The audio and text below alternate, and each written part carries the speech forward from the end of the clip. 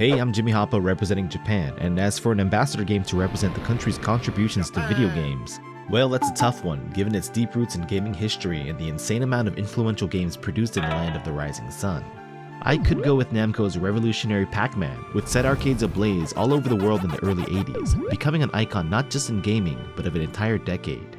One might consider bestowing the honor to NX's Dragon Quest, the massively popular Famicom title that provided the spark to the RPG boom period in Japan that paved the way for so many of the genre's most beloved games and franchises that are still around today.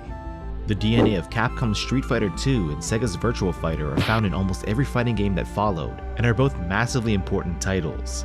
32-bit era offerings such as Konami's Metal Gear Solid and Squaresoft's Final Fantasy VII changed the direction of gaming forever with their cinematic approaches to storytelling, and either would be great candidates. However, my choice is something else.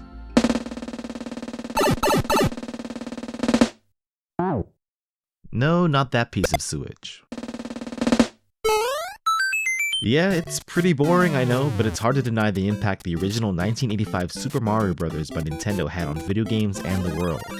The mainstream appeal and just overall high quality of this game changed and shaped the industry going forward, and its impact is still felt to this very day.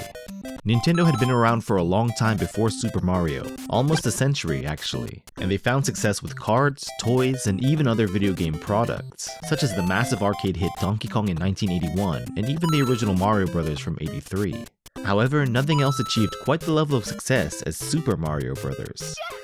It made the Italian name Mario a household name in Japan, and the distinctly Japanese Nintendo a household name everywhere else.